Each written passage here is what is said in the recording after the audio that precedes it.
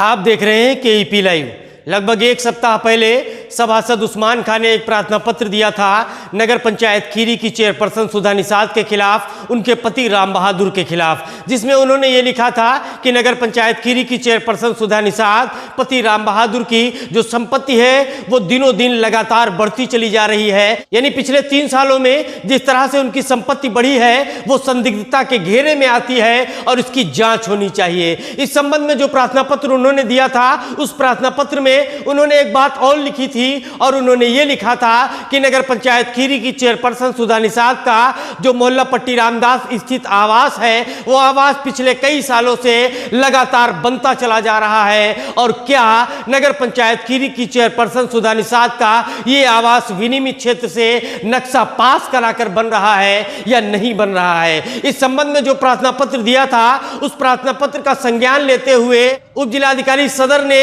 JEE विनियमित क्षेत्र को इनके आवास पर भेजा और आवास पर भेजकर मौके का मुआयना कराया, निरीक्षण कराया और निरीक्षण के दौरान उन्होंने नगर पंचायत खीरी की चेयरपर्सन सुधा निषाद, उनके पति राम बहादुर और उनके बेटों से संपर्क किया और संपर्क करके ये सवाल किया कि जो आपका मकान बन रहा है, जो आप मकान बनवा रहे हैं, क्या आपने इसका नक्शा पास कराया है, विनियमित क्षेत्र से इसे पास कराया है या नहीं पास कराया है। तो जवाब कुछ नहीं मिला और जब कुछ जवाब नहीं मिला तो नगर पंचायत खीरी की चेयरपर्सन सुधा निषाद और उनके पति राम बहादुर के विरुद्ध एक नोटिस जारी कर दी गई और नोटिस जारी करने के साथ में ही खीरी पुलिस को यह आदेश दिया गया कि जो निर्माण चल रहा है उसे तत्काल प्रभाव से रोक दिया जाए। विनियमित क्षेत्र का मतलब यह होता है जो शहरी क्षेत्र के आवास होते हैं, उन तमाम शहरी क्षेत्र के आवासों का जो नक्शा होता है उस नक्शे को पास कराया जाना होता है और पास कराए जाने के बाद ही निर्माण किया जा सकता है।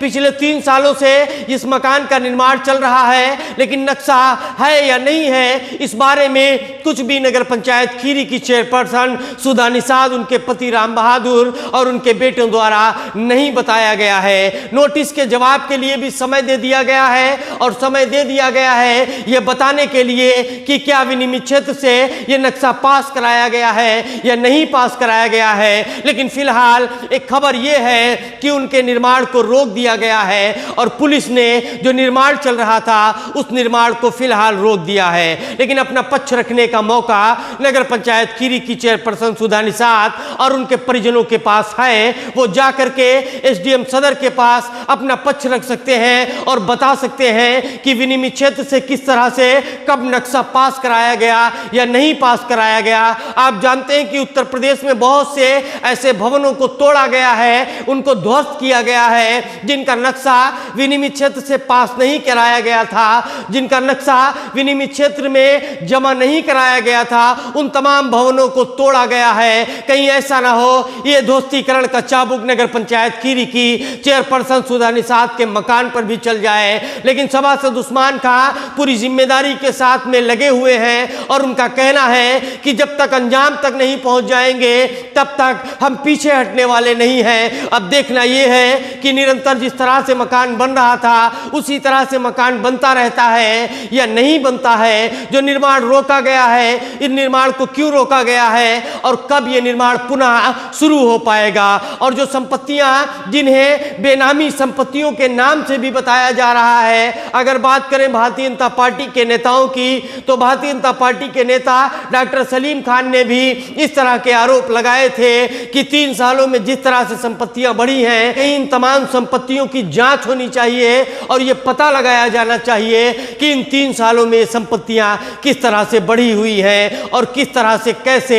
धन अर्जित किया जा रहा है और कहां से यह धन आ रहा है। लेकिन फिलहाल नगर पंचायत खीरी की चेयरपर्सन सुधा निषाद और उनके परिजनों के सामने एक संकट दिखाई दे रहा है और वो संकट ये दिखाई दे रहा है कि उनके मकान का नक्शा पास है या नहीं पास है। अगर नक्शा पास है तो मकान का निर्माण बदस्तूर शुरू हो जाएगा, जैसे चल रहा था बिल्कुल वैसे ही चलता रहेगा। लेकिन अगर नक्शा पास नहीं है तो क्या दोस्तीकरण का चाबुक नगर नगर पंचायत खीरी की चेयरपर्सन सुधा निषाद और उनके परिजनों के मकान पर चलता है या नहीं चलता है। जहां एक तरफ उत्तर प्रदेश की सरकार लगातार इस तरह के मकानों को ध्वस्त कराती हुई नजर आ रही है, फिर वो चाहे लखनऊ में हो, गाजियाबाद में हो या किसी भी शहर में हो, उन तमाम मकानों को ध्वस्त किया जा रहा है। अब देखना यह है कि उत्तर प्रदेश के मुख्यमंत्री योगी आदित्यनाथ और उनके अधिकारियों में इतनी हिम्मत है कि नहीं है कि भारतीय जनता पार्टी के नेता के इस अवैध निर्माण को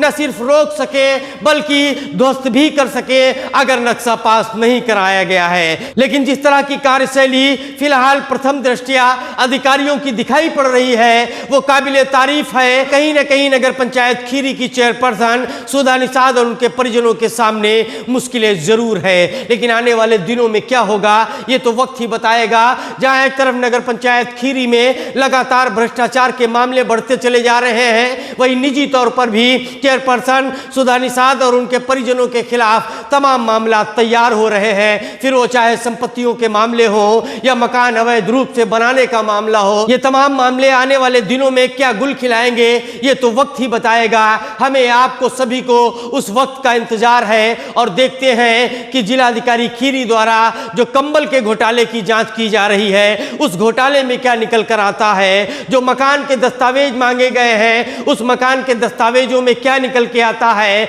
और जो बेनामी संपत्तियां और उनकी अपनी संपत्तियों की जांच की बात कही जा रही है उन तमाम जांचों में क्या निकल कर आता है। क्या क्लीन चिट होते हैं भारतीय जनता पार्टी के ये नेता और भारतीय जनता पार्टी की चेयरपर्सन सुधा निषाद, या फिर इनके सामने भी संकट खड़ा होने वाला है ये तो वक्त ही बताएगा। लेकिन लगातार सभासद उस्मान खां भ्रष्टाचार के तमाम मामलों को परत दर परत खोलते हुए नजर आ रहे हैं और इन परतों में कौन कहां पहुंचेगा इस बात का इंतजार हमें है और उन तमाम लोगों को है जो इस तरह के निर्माणों के खिलाफ हैं, जो इस तरह के भ्रष्टाचार के खिलाफ हैं, जो भ्रष्टाचार की इस लड़ाई में सहयोग करते हुए नजर आ रहे हैं। उन तमाम लोगों को इंतजार है। हमारे इस वीडियो को ज़्यादा से ज़्यादा लोगों तक पहुंचाने के लिए शेयर करें, लाइक करें, हमारे चैनल को सब्सक्राइब करें और अपनी कीमती राय कमेंट बॉक्स में देना ना भूलें। इसके अलावा हम आपको ये भी बताना चाहते हैं कि हमने अपना एक सहयोगी चैनल शुरू किया है जिसका नाम KEP न्यूज है। आप उसे भी सब्सक्राइब करें और उसके वीडियो भी लोगों तक पहुंचाएं और उसमें भी आप अपनी कीमती राय